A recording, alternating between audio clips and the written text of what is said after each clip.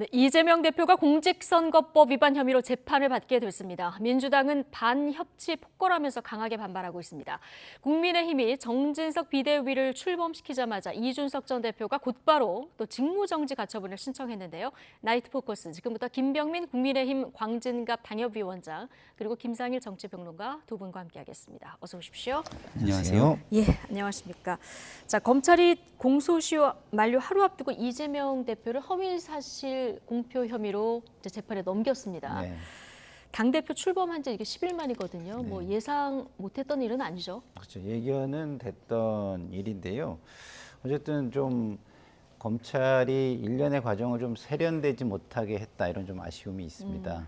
예를 들어서 뭐 이 사안은 그렇게 심각한 사안이라고 보기 좀 어렵거든요. 위반이 있더라도 그렇게 심각하게 보기는 어려운 사안인데 소환을 갑자기 통보를 한다든가, 예. 뭐 전례에 비추어 보면 수사의 비례성이나 이런 거에 비추어 보면 기본적으로는 서면 조사를 하고, 서면 조사가 어려우면 조율을 통해서 방문 조사나 이렇게 할 만한 예. 사안을 갑자기 소환을 통보하면서 정치 탄압의 어떤 그 주장에 빌미를 준 것, 이런 부분은 상당히 좀 아쉬운 것이고요. 그러나 어쨌든 기소는 뭐 처음부터 어느 정도 좀 예. 예견이 됐다, 이렇게 말씀을 드릴 수 있겠습니다.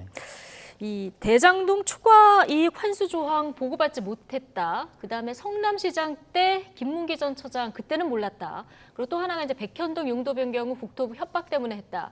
자, 이 세 가지 발언이 허위 사실을 유포한 거냐 아니냐 검찰이 수사를 해왔었는데, 자, 검찰은 오늘 이 두 개 발언에 거짓이 있다고 봤습니다. 어떤 발언인지 이 대표의 과거 발언 먼저 듣고 오시겠습니다. 토지 용도 변경을 해가지고 분양 수익을 수천억씩 취득하는 건 성남시로서는 허용할 수 없다. 이제 국토부에 저희한테 다시 이제 압박이 왔는데 안 해주면 직무유기 뭐 이런 걸 문제 삼겠다고 협박을 해서. 김문기 처장은 개인적으로 시장 재직 때 좀 아셨습니까? 제가 시장 재직 때는 몰랐고요. 예. 그러니까 뭐 합의 직원이었으니까 그때 당시 아마 팀장이었을 예. 겁니다. 팀장이었을 텐데 제가 이분을 알게 된 거는 제가 도지사가 된 다음에. 네, 자, 이 대장동 추가이익 환수 조항을 보고받지 못했다. 이 발언 제외하고 지금 들으신 두 가지 발언에 대해서 허위사실 유포 혐의가 있다. 자, 검찰이 이렇게 판단을 한 건데요. 자, 먼저 성남시장 때 김문기 처장 몰랐다. 이 발언을 거짓으로 본 데는 검찰이 증거를 좀 특정했을까요? 김문기 처장에 관한 휴대전화에 이재명 변호사라고 기록이 돼 있다는 것, 저장이 돼 있다는 것 아니겠습니까? 그러니까 시장이기 이전 시절부터 알고 지냈던 정황들이 이곳저곳에서 나왔다는 겁니다. 그리고 그 당시 해외 출장을 가서도 비공식적으로, 그러니까 공식 일정이 아닌 골프를 쳤던 모습부터 시작해서 실질적으로 알고 지냈을 법한 내용들을 좀 특정을 진 것 같고요.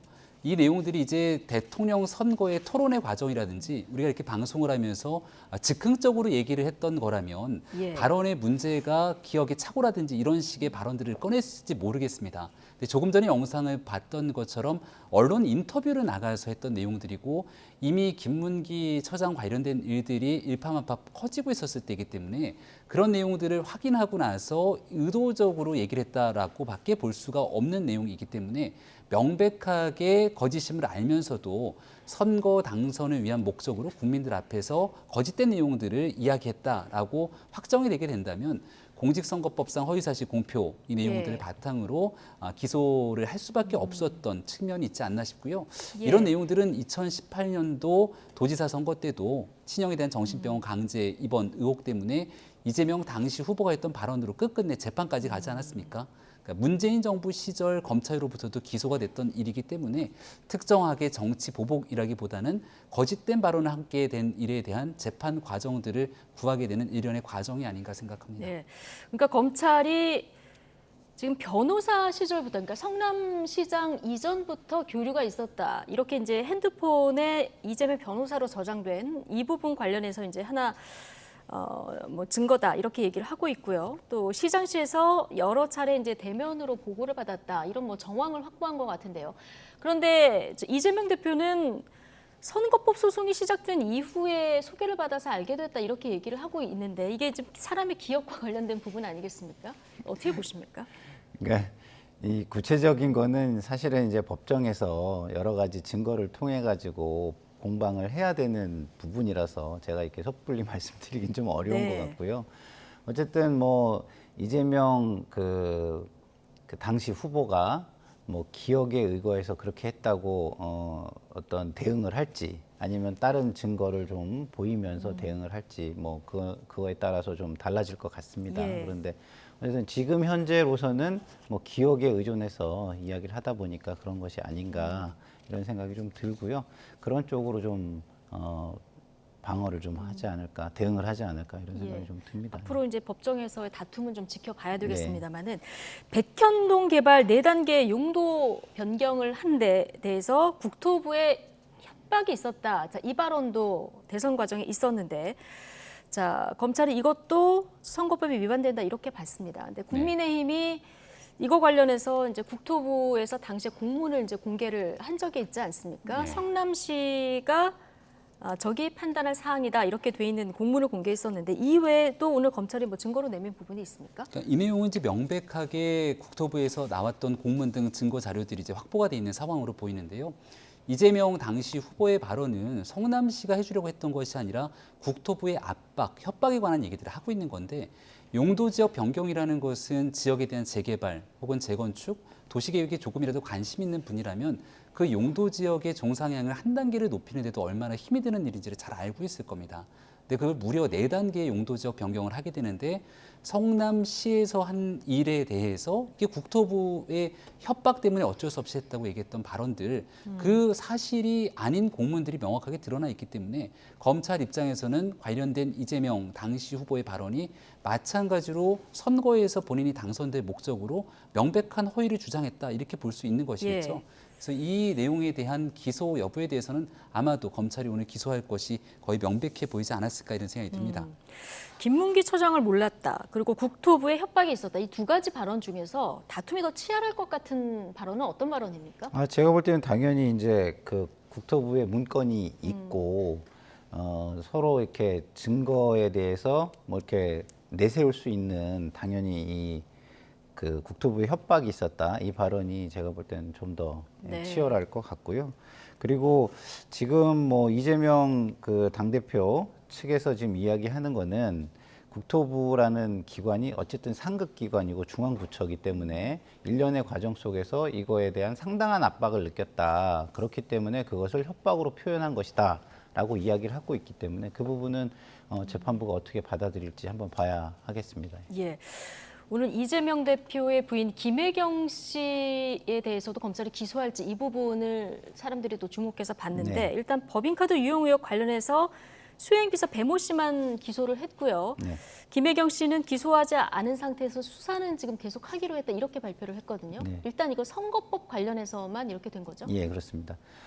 일단은 좀 공소장을 봐야 알겠는데요. 지금 뭐 언론에 나오는 이야기는 뭐 공범이기 때문에 어차피 이게 검찰이 배 공소시효가 씨와 정지. 김혜경 씨 예. 공범으로 보고 있기 때문에 네네. 예. 공범으로 보고 있기 때문에 그런 것이다라고 언론에 나오고 있는데 공소장에 만약에 배 모모가 예. 김모모와 공모하여 뭐 이런 만약에 문구가 있다면 검찰로서는 그 공소시효가 정지가 되기 때문에 예. 시간이 아직은 좀 충분히 있고 증거를 좀 보강해서 기소를 하는 게 더 낫다라고 판단할 수 있다고 봅니다. 예.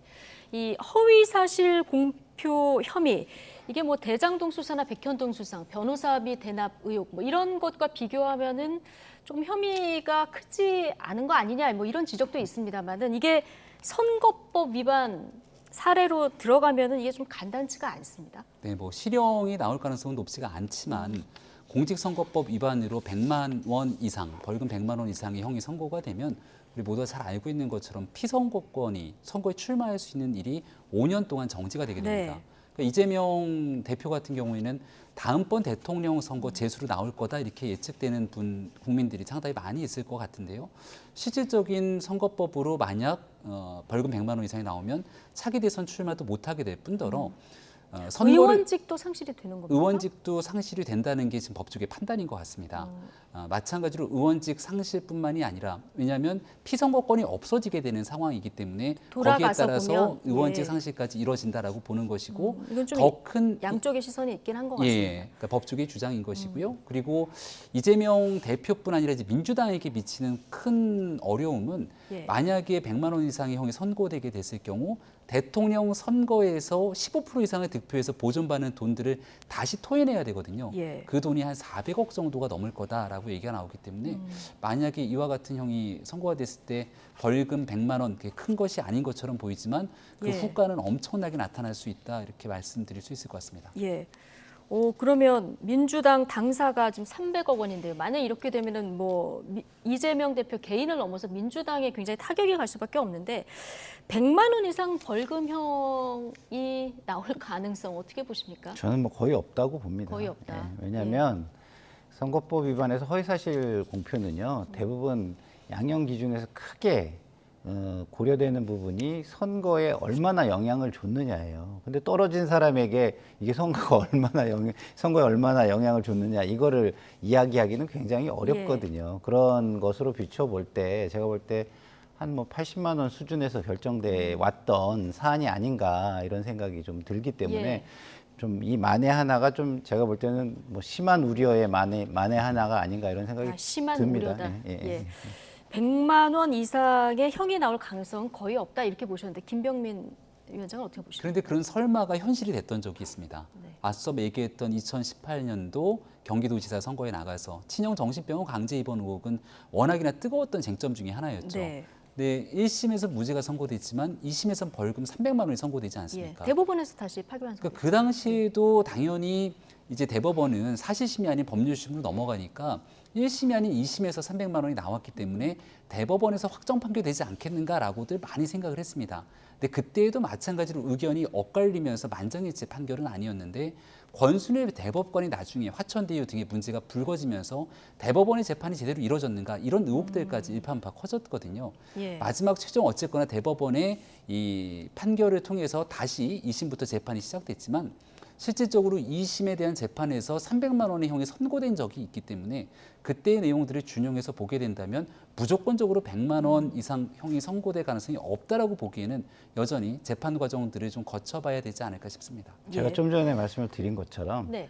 당선자에게는 굉장히 이게 엄격하게 적용될 수밖에 없어요. 왜냐하면 굉장히 중요한 사안이었다라고 유권자들이 판단하면 그것이 당선에 영향을 미쳤다라고 볼 예. 가능성이 굉장히 높거든요. 근데 그때는 당선자, 지금은 낙선자. 네. 그렇기 때문에 경기도지사는 당선이 됐고 예. 대선에서는 졌기 때문에 예. 100만 원 이상 나오기가 벌금액이 어렵죠. 나오기는 굉장히 어렵다. 예. 이 차이가 있다 이렇게 보시는 예. 거군요. 뭐 상황이 상황인 만큼 민주당 곧바로 최고위를 소집했는데요. 표현이 상당히 거친 발언들이 나왔습니다. 어떻게 들으셨습니까? 글쎄요, 뭐 지금 뭐 사실은 제가 아까도 말씀을 드렸지만 검찰이 좀 약간 세련되지 못하게 다루었기 때문에 이런 표현을 할 수 있는 상황이라고 봐요. 네. 그렇지만 제가 볼 때는 뭐 좀 약간 대표에게 좀 잘 보이려고 과하게 얘기하는 거 아닌가 이런 생각이 들어요. 예. 왜냐하면 이런 거는 국민을 향해서 메시지를 내야 되기 때문에 좀 더 차분하고 귀에 좀 쏙쏙 박히고 짜증나지 않은 단어를 사용해 주는 게 저는 훨씬 더 좋다고 보거든요. 그런데 상당히 좀 듣기 거북한 단어들이 예. 쓰여지는 부분도 있어서 좀 이런 부분을 좀 차분하게 대응하는 게 좀 더 낫지 않을까 예. 이런 뭐 조언을 좀 드리고 싶습니다. 지금 기소 단계에서 반응이 나온 것을 저희가 이제 그래픽으로 봤는데 앞으로 네. 재판을 해야 되고요. 1, 2, 3심이 다 있을 텐데 그 이후에도 민주당이 어떻게 대응할지 굉장히 궁금해요.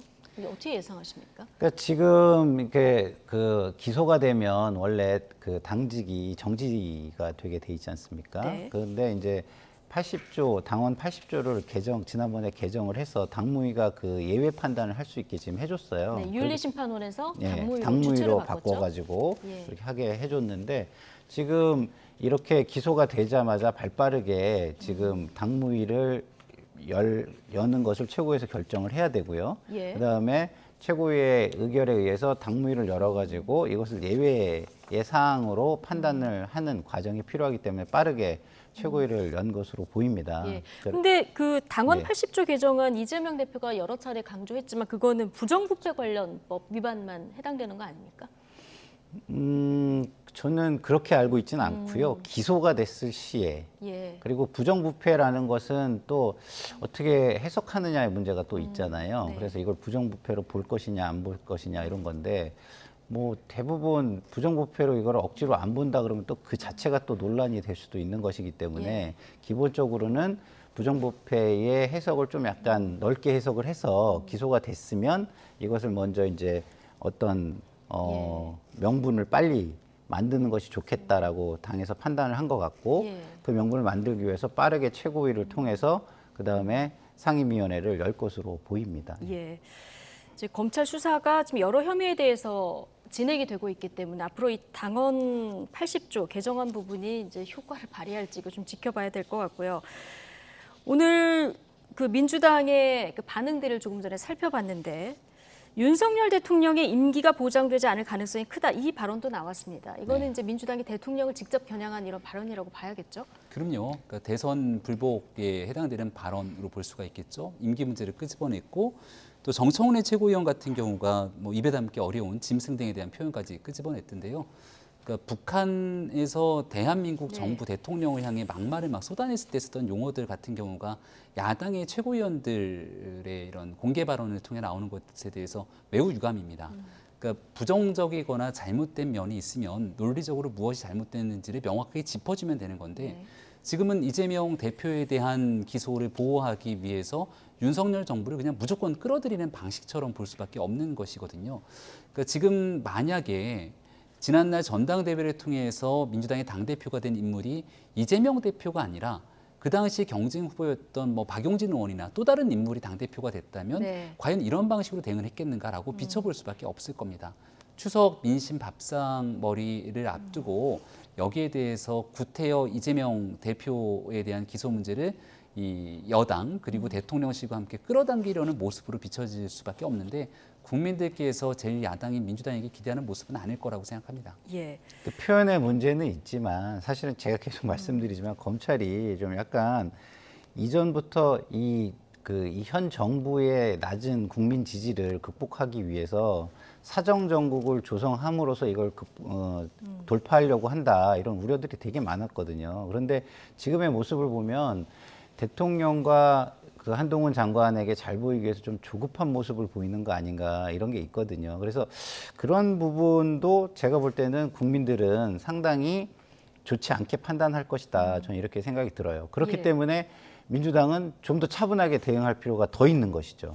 그래서 지금 굉장히 낮은 지지 그리고 제대로 성과를 내지 못하는 실정 때문에 사정 정국을 조성하려 하는 거 아니냐 이런 식으로의 메시지를 차분하게만 내도 국민들은 그 부분에 대한 우려가 크기 때문에 다 알아들으시거든요. 저는 그래서 좀 약간 차분한 대응을 좀 계속 강조드립니다. 예. 자, 이재명 대표가 검찰 기소 뒤에 SNS에 글을 남겼는데요.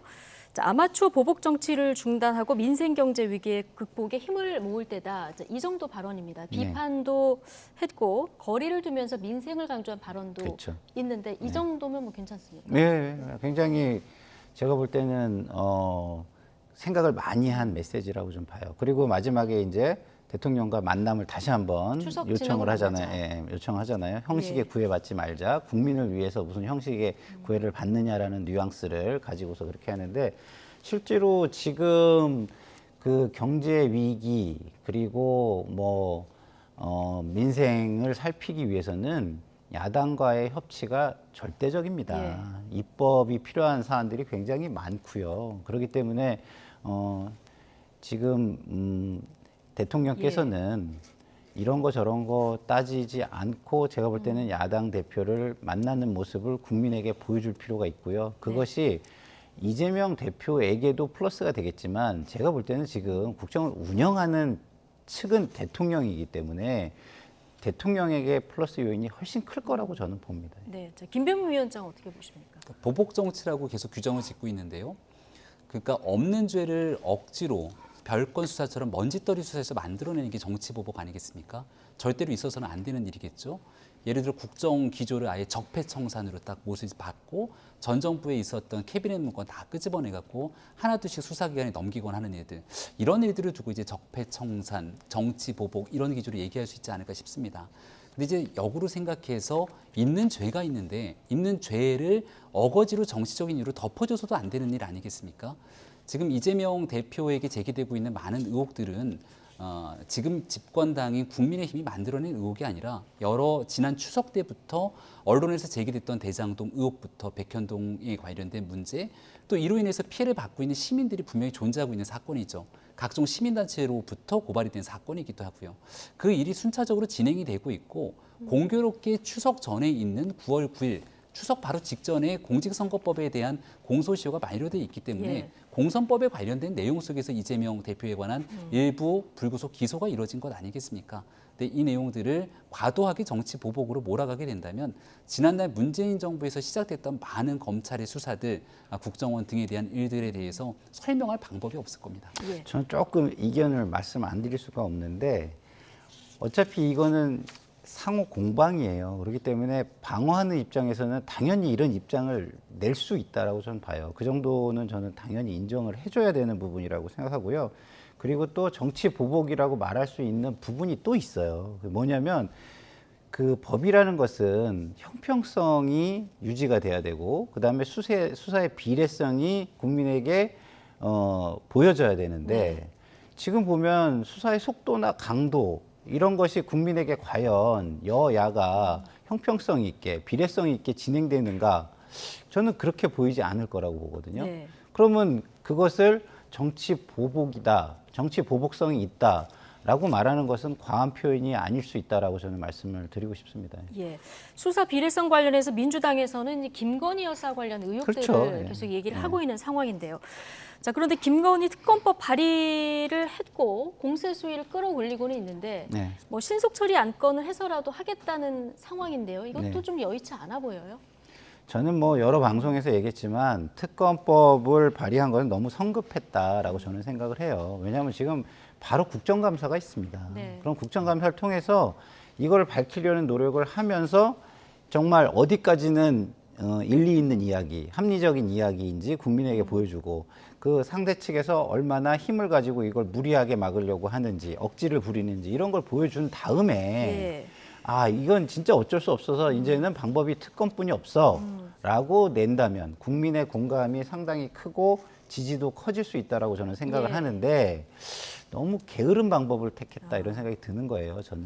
그리고 타이밍도 굉장히 좋지 않다. 왜냐하면 이재명 대표에 대해서 소환 통보가 되고 뭐 등등의 일련의 이런 일들이 있는 상황에서 이게 나오면 그냥 그거에 대한 맞대응으로만 보일 수 있다. 네. 그런 측면에서 타이밍과 방법도 별로 좋지 않다는 생각이 좀 듭니다. 네. 그래서 이게 저는 특검법이 뭐 안 될 것도 좀 약간 모양이 우스워지는 것도 예. 좀 문제가 있지만 그거보다는 이런 방식 자체에 저는 크게 좋은 방법이라는 말씀을 드리기가 어렵다 네. 이렇게 말씀을 실현 가능성도 떨어질 뿐더러 이제 곧 국정감사가 있기 때문에 거기서 다뤄보면 될 일이다. 이제 이렇게 다뤄보면 될 일이라는 것보다는 다 이렇게 에너지가 응축되는 과정이 존재해야 된다 이렇게 좀 예. 말씀을 드릴 수 있겠습니다. 알겠습니다.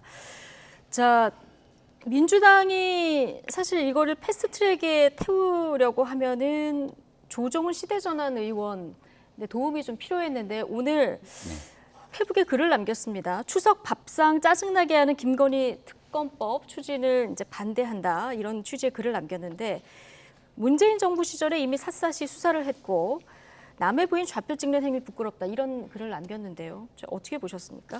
조정훈 의원은 이제 범야권으로도 많이 분류를 네. 하죠. 지금 김동연 경기지사가 대통령 선거 시절에 또 김동연 당시 대선 후보와 함께 호흡 맞춰서 선거 캠프에 일을 하기도 했었고요.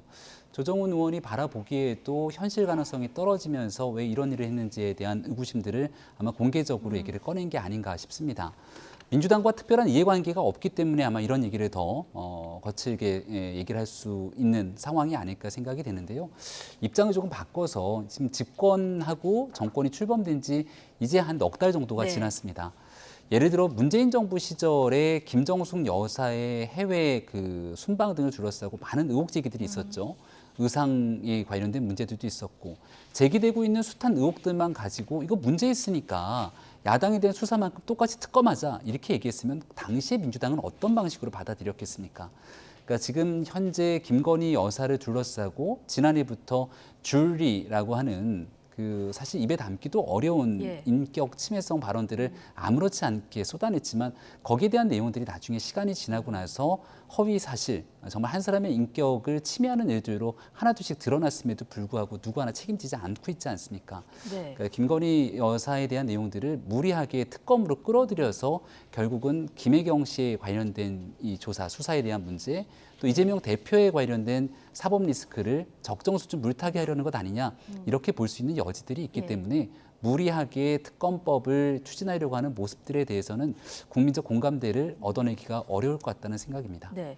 좀 오해의 소지가 있을 것 같아서 제가 좀 제 얘기를 바로잡고 싶은데 저는 김건희 여사와 관련된 사안들이 문제가 없다는 뜻이 아니에요. 예. 방법이 좀 좋지 않다라는 것이지. 특검법 발의 예, 그 하는 방법이 좋지 않다. 좋지 않다는 예. 거예요. 근데 김건희 여사와 관련된 논란은 문제들이 굉장히 많아요. 법적인 문제가 있을 안 될 수도 있지만 그 윤리적으로 큰 문제가 되는 부분도 굉장히 많습니다. 대표적인 게 논문이에요. 지금 제가 논문 그 표절 이런 거 기사나 이런 게 인터넷에 네. 떠 있는 그런 자료들을 보면은요. 논문 표절하는 방법 대백과사전을 보는 것 같아요. 예? 그런 정도라면 네. 당신께서 이건 뭐 법적으로는 지금 공소시효가 지났거나 여러 가지 뭐 있을 수 있지만 윤리적으로 이게 문제가 된다면 빨리 박사학위를 좀 취소해 달라고 네. 요청을 하든지 그렇지 않으면 우리나라의 학문 수준 이거를 국제적으로 어떻게 바라보겠습니까? 황우석 사태 이후에 우리나라 학자들이 국제 학술지에 논문 내는데 굉장히 어려움을 겪었습니다. 지금 그런 부분을 생각하면 여러 가지 네. 문제가 있다. 근데 예. 제가 말씀드리고 싶으면 특검 자체가 좀 부적절하다 이런 말씀입니다. 뭐 민주당이 특검법을 들고 나온 거는 내일부터 시작된 추석 연휴, 자 이런 시점을 고려한 부분도 있지 않을까 싶은데요. 자, 뭐 국민의힘 상황도 만만치 않습니다. 지금부터 이제 국민의힘 상황 얘기를 해볼 텐데 새 비대위 출범 뒤에 거취를 결정하겠다고 밝혀왔던 권성동 원내대표 사퇴를 선언했습니다. 이 발언 먼저 듣고 오시죠. 저는 사퇴의 뜻을 굳힌 지 오래되었습니다.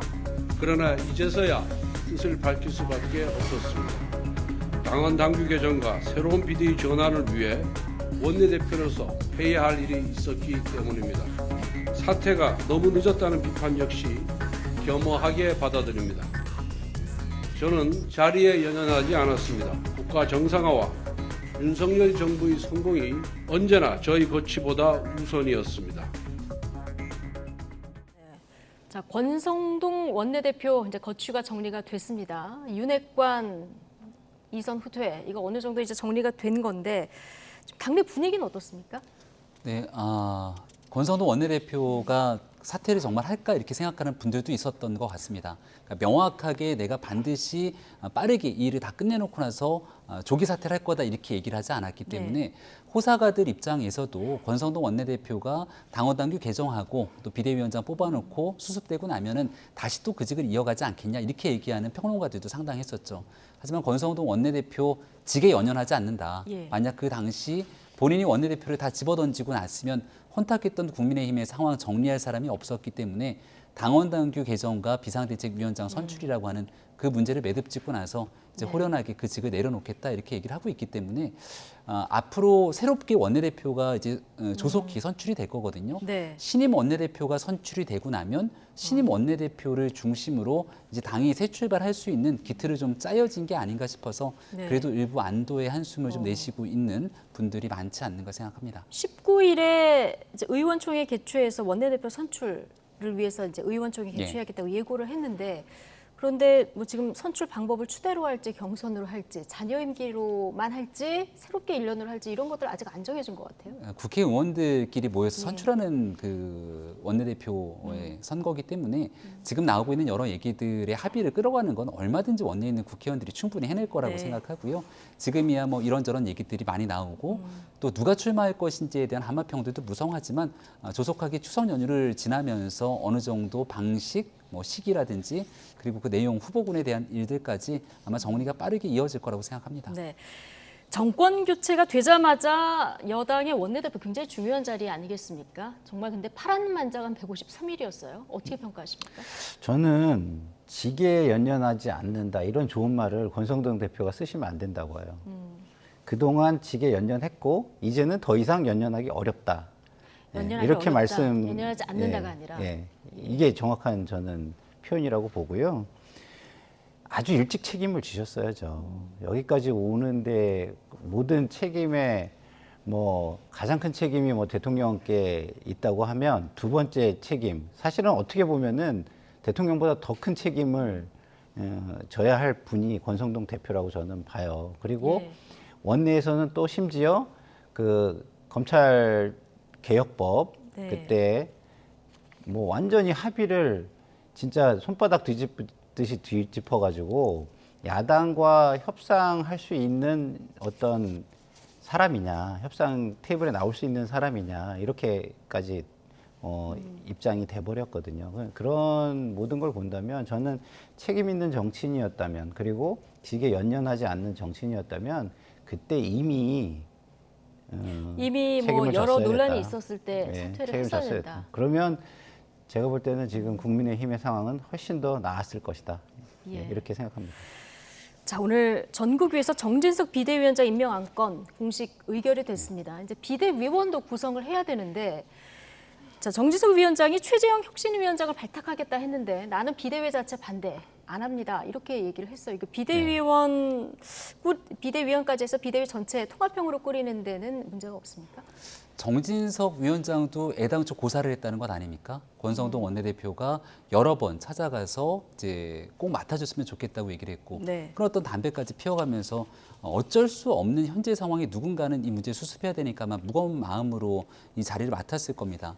그러니까 본인에게 제기됐던 많은 그런 제안들처럼 정진석 위원장도 비상대책위원들을 구성하기 위한 과정에서 그런 노력들을 추석 내내 기울이지 않을까 싶습니다.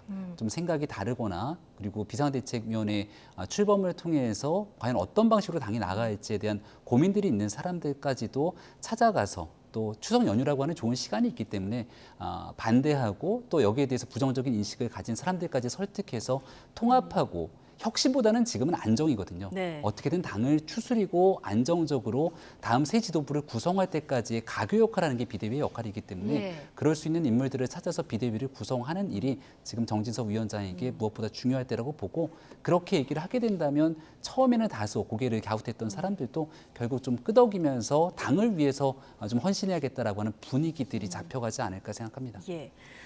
자, 당의 혼란 상태를 수습하기 위해서 비대위원까지 잘 꾸려서 정말 바람대로 통합형 비대위 꾸린다고 해도 가처분 변수가 이게 만만치가 않습니다. 어제 오늘 정진석 위원장이 이준석 전 대표에게 현명한 판단을 해달라. 돌아올 수 없는 강 건너면 안 된다 얘기했는데 오늘 바로 직무정지 가처분 신청 또 했습니다. 어떻게 예상하십니까? 저는 뭐 이준석 대표 입장에서는 가처분을 안 할 수 없다고 봐요. 네. 근데 단지 이제 그것을 하면서 여러 가지 그 메시지를 내는 그 메시지의 어떤 표현 방식이나 이런 건 저는 굉장히 동의하진 않지만 네. 그 근본적으로 가처분을 내는 것 자체는 어쩔 수 없다라고 생각을 합니다. 자기 방어라고 저는 생각을 하거든요. 그 부분은. 그리고 저는 그 가처분이 인용될 가능성이 상당히 있다고 봅니다. 왜냐하면 최초의 법원의 그 결정 취지 자체가 정당 민주주의가 훼손됐다라는 거예요. 예. 그러면 정당 민주주의를 훼손한 것을 치유해야 되는데 치유하지 않고 그냥 그 훼손 위에 뭘로 다른 걸로 덮어버리겠다 지금 이런 건데 그냥 덮으면 그 안에는 곪아서 오히려 더 뭐 뼈까지도 네. 잘못하면은 상할 수 있는 그런 상황이 돼버립니다. 그렇기 때문에 저는 법원에서는 이게 근본적인 게 치유되지 않은 상황에서 가처분을 인용할 가능성이 저는 개인적으로는 높다라고 생각을 예. 하고요. 그리고 이 지금 정진석 그 비대위원장이 뭐 당의 안정을 위해서 노력을 할 수밖에 없겠죠. 없지만 다시 한번 국민의힘 분들이 생각해야 되는 게 제가 이 와이셔츠 입고 나왔지만 이거 첫 단추가 잘못 껴져 있으면요. 이 모양 절대 안 나옵니다. 예. 와이셔츠의 제대로 된 모양을 갖추려면 첫 단추를 다시 풀고 다시 껴야 된다. 이 말씀을 저는 꼭 드리고 그럼 싶습니다. 그냥 원내대표를 지금이라도 다시 뽑아서 그 체제로 돌아가야 된다 이렇게 보시는 거군요. 권한대행 체제로, 예. 직무대행 체제로 다시 돌아가는 것이 맞다. 그리고 그렇게 뽑는 원내대표가 또 대통령의 측근 인사일 수밖에 없잖아요. 그런데 뭐가 문제가 되는지를 저는 모르겠어요. 단지 하나, 이준석이 돌아오면 어떡하지? 그 두려움인 거거든요. 그럼 본인들이 잘해서 이준석 대표를 그 정치적으로 이기면 되잖아요. 예. 당원의 지지로. 충분히 가능하다고 보는데 왜 이렇게 두려워하는지 모르겠어요. 너무 이상적인 그 해법 아닙니까? 이상적인 건가요? 저는 오히려 더 굉장히 겁쟁이들 같은데요. 네. 그걸 못한다고 미리 생각하는 게. 예, 어쨌든 지금 말씀하셨지만 법원은 정당 민주주의가 훼손됐다. 이준석 전 대표가 당 대표니까 직무정지 기간이 끝나면 돌아올 수 있는 길은 남겨둬야 된다. 이게 이제 원래 판단 아니었겠습니까? 네. 물론 그 이후에 당이 이제 정말 비상 상황이 되긴 했습니다만은 근본적으로 들어가면 이제 법원 판단에서 앞으로 변화가 있을까 이 부분은 좀 물음표가 남는데 김병민 위원장은 어떻게 보십니까? 그러니까 법원의 판단이 있기까지 그런 얘기들을 꺼냈던 것은 비상 상황임을 규정짓는 최고위원의 기능 상실을 보는 해석의 여지들이 좀 달랐던 거죠. 당시는 권성동 원내대표도 그대로 있고 예. 성일종 정책위 의장도 있고 일부 남아있는 상태 속에서 이준석 전 대표가 징계 상황이긴 합니다만 일부 최고위원의 사퇴를 통해서 과연 이것을 비상 상황으로 규정질 수 있겠는가 이런 판단이었겠는데 정확하게 당원 당규에 지금 개정된 상황들처럼 최고위원 몇 명 이상이 다 사퇴하고 나서 존재하지 않을 경우를 비상 상황으로 규정한다. 이런 문구가 만약 명확하게 아마 민주당도 마찬가지 당원 당규 개정을 통해 그런 내용들을 담아내고 있는데요. 이런 당원 당규 상황 속에서 이루어졌다고 하면 거기에 대한 최고위원의 사퇴의 목적을 우리가 관심법처럼 어떻게 알 수가 있겠습니까? 아마 법원은 그 같은 판단을 하지는 않았을 겁니다. 예. 사후적으로 당원 당규를 개정한 거에 대한 문제를 제기할 수도 있겠습니다만은 권성동 원내대표도 사퇴하고 지금 현재 실질적으로 과거의 최고위 그러니까 이준석 전 대표와 그리고 그 예. 청년 최고위원 한 명이 남아 있는 상태로 다시 돌아가서 당을 꾸리는 것이 거의 불가능한 상황이기 때문에 여기에 대한 변화된 당원 당규의 상황들 속에서 법원이 달리 판단할 가능성이 높다고 생각하고요. 이번에는 기각 가능성이 좀 무게를 예, 두고 조금 계시다. 더 높지 바람을 않을까 좀 담아서. 생각을 하고 예. 그리고 앞서 이제 첫 단추를 좀 잘못 꼈다 이렇게 말씀해 주셨는데 단추가 잘못 껴졌으면 풀어서 다시 고쳐내면 되죠. 예. 근데 단추가 아예 틀어져 갖고서는 사라지게 됐던 상황이라면 어떤 방식으로든지 간에 응급 처방으로 예. 옷을 좀 점여 입을 수밖에 없는 상황일 겁니다. 국민들 네. 앞에 국민의힘의 현재 모습이 결코 좋아 보이지 않는다는 것을 예. 잘 알고 있음에도 네. 현재로서 차기 지도부를 구성하기 위한 이 고육지책을 쓸 수밖에 없다는 점에 대해서도 말씀드리지 않을 수가 예. 없습니다. 그래서 어렵게 지금 비대위를 다시 꾸렸잖아요. 예. 그런데 가처분에서 이제 국민의힘은 기각되기를 이제 바라고 있습니다만은 만에 하나 법원에서 다시 인용이 된다고 하면 예. 권성동 원내대표도 앞서 전해드렸듯이 사퇴를 했잖아요. 그럼 비대위원장도 또 직무가 만약에 정지가 된다고 하면 이게 정말 지도부 공백 상태가 되는 거예요. 신임 뽑힌 원내대표가 당대표에 대한 권한대행 형태로서 나머지에 대한 상황들을 이끌어갈 수밖에 19일 없는 예. 상황이 되겠죠. 그럼 원내대표를 선출하는 작업도 좀 속도를 내야 네, 되겠네요. 그럴 수밖에 없을 겁니다. 알겠습니다. 자, 윤석열 대통령 반응도 궁금한데, 자, 그간 이 전 대표를 둘러싼 갈등에 대해서 즉답을 피워왔었죠. 자, 이 전 대표의 결자 해지란 표현에 대한 오늘 기자들 질문이 있었는데요. 여기에 어떻게 답했을까요? 직접 듣고 오시죠. 이준석 대표 같은 경우는 결자 해지란 말씀에서 대통령과 전 대표의 갈등을 본인이 직접 푸셔야 한다 이런 얘기도 하고 있는데 제가 지금 다른 정치인들이 무슨 말을 하고 그 말의 의미가 뭔지를 생각할 만큼 그런 마음의 여유가 없습니다. 오로지 제 머릿속에는 어려운 이런 글로벌 경제 위기와 또 우리가 입은 이런 재난에 대해서 국민들을 어떻게 살필 것인지 그거 이외에는 다른 생각을 근자해 본 적이 없습니다. 죄송합니다. 다른 정치인들이 무슨 말을 하고 그 말의 의미가 뭔지 생각할 만큼 마음의 여유가 없다. 자, 출근길 윤석열 대통령의 발언인데 어떻게 들으셨습니까? 저는 방향은 맞다고 생각해요. 선택과 집중, 그리고 어떤 이슈를 끌어가는 어떤 어젠다 네. 세팅, 이런 방향은 저는 맞다고 생각하는데 방식은 좀 약간 세련되지 못했다 이런 생각이 표현을 들어요. 말씀하시는 표현을 얘기하는 겁니까? 겁니다. 예. 예. 그래서 뭐 다른 정치인의 이야기 이런 식으로 뭐 약간 폄하하는 듯한 이야기 이런 걸 좀 빼고 지금 내가 이거에 집중하고 싶으니 그런 문제는 뭐 대변인을 통해서 예. 제가 얘기를 뭐 다시 드리겠습니다라든가 아니면 요 시기를 좀 지나서 정리를 해서 다시 말씀을 드리겠습니다라든가 이런 식으로 하고 지나갔으면 어땠을까라는 생각이 들고요. 저렇게 대통령이 이게 굉장히 중요한 사안이죠. 정치를 해나가는 데 있어서 네. 대통령이 무슨 그 행정부의 명령만 하면 되는 자리가 아니잖아요. 입법부와의 관계도 그렇죠. 중요하고 관계를 통해서 집권여당과의 관계도 입법을 중요하고. 해내야 예. 되고 새로운 그 정책을 추진하기 위해서 어떤 틀을 만들어야 되고 이런 것들도 굉장히 중요한 상황인데 아니, 다른 정치인의 얘기는 뭐 관심이 없다, 뭐 신경 쓸 여유가 없다. 네.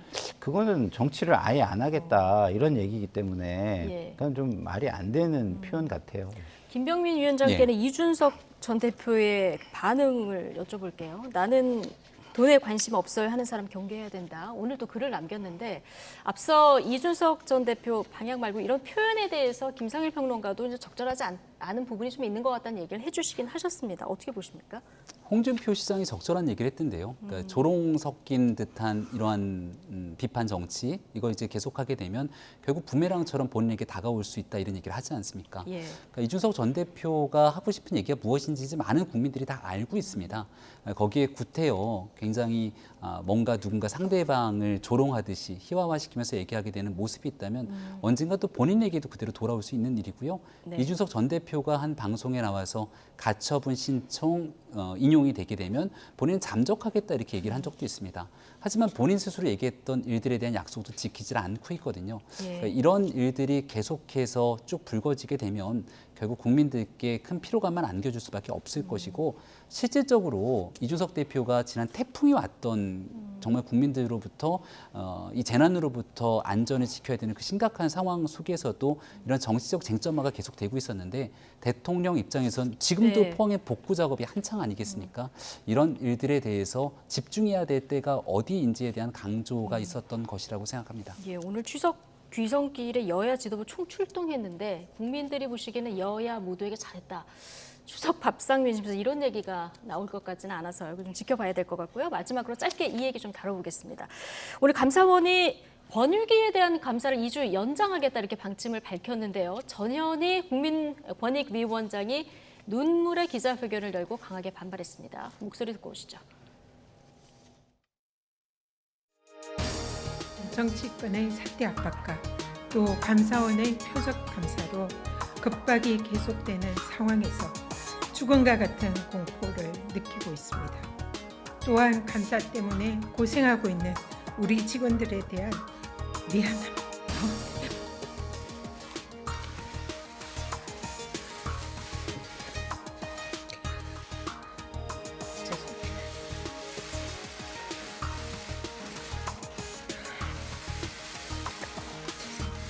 하루에도 몇 번씩 이 길을 계속 가야 하는지 스스로에게 묻곤 합니다. 네. 뭐 울면서 말을 잘 못 잇는 이런 모습까지 보고 오셨는데요. 감사원의 신상 털기식 불법 감사 중단하라. 그리고 감사원의 감사 재연장 이거 직권남용이다. 이렇게 얘기하면서 환경부 블랙리스트 사건과 판박이다 이런 주장도 했는데요. 좀 어떻게 보십니까? 글쎄요, 저는 뭐 그 감사원이 뭐 공무원들인데 뭐 범위를 넘어가는 일까지 하겠습니까마는 굉장히 이례적인 부분이 많다는 예. 거는 좀 제가 지적을 안 할 수가 없어요. 일단은 시기적으로도 굉장히 부적절해요. 오해 소지가 있어요. 임기가 남아있는 기관장을 찍어내려는 듯한 그런 예. 모습으로 비춰질 수 있는 오해의 소지가 있고요. 그리고 전례 없이 검찰에서 옛날에 피의 사실을 공표하듯이 감사원이 감사 결과 보고서를 통해서 항상 최종 말을 하는 집단이었는데 중간중간 이게 뭐 누가 그 혐의를 네. 뭐 제보해서 그랬다는 등 뭐 이게 뭐 그 부정 청탁의 어떤 부분을 뭐 들여다보는 거라는 예. 등 이렇게 감사를 진행한 적이 있었나? 이런 생각이 저는 들거든요. 예. 그런 측면에서 볼 때 굉장히 감사원의 지금 행위가 시기, 방식, 속도 여러 가지 측면에서 부적절하고 굉장히 정치적으로 보이는 측면이 있다. 이 측면이 부분은 있다. 예. 제가 좀 지적을 할 수밖에 없다라는 생각이 들고요. 예. 그렇지만 예, 어쨌든 예. 네, 감사원도 바로 이제 반박을 했습니다. 이게 사유가 있다, 2주 연장한 청탁금지법 관련해서 이제 복수의 제보가 있다는 거거든요. 근데 김상일 평론가께서는 어쨌든 이렇게 감사 내용까지 공개한 것이 굉장히 이례적인 일이고 이게 좀 정치적으로 보일 수 있다고 얘기해 주셨거든요. 네. 김병민 위원장 마지막으로 얘기 듣겠습니다. 국민권익위가 우리 김영란 전 권익위원장 잘 알고 있는 것처럼 네. 김영란법, 부정청탁, 금품순수 방지에 관한 법률, 그러니까 이거에 대한 주무부처거든요. 근데 주무부처에서 부정청탁 해당 당사자가 있다 그러면 심각한 문제 아니겠습니까? 그 내용도 들여다보고 있다는 건데 감사원의 결과 보고가 나왔을 때 그런 일들이 하나도 없고 정말 정치적인 탄압에 감사했다. 그럼 감사원이 큰일 나지 않겠습니까? 예. 환경부 블랙리스트 얘기하게 되는데 누군가 찍어내는 일들에 대한 법적인 처벌을 받았던 전례가 있기 때문에 예. 지금은 누가 시킨다고 해서 그런 일들을 할 시대가 아니라고 저는 생각합니다. 네, 감사원의 권익위 감사 연장 소식까지 알아봤고요. 자, 두 분 추석 연휴 잘 보내시고요. 추석 끝나고 또 뵙겠습니다. 나이트 포커스 오늘은 김병민 국민의힘 광진갑 당협위원장 그리고 김상일 정치평론가 두 분과 함께했습니다. 오늘 고맙습니다. 고맙습니다. 감사합니다.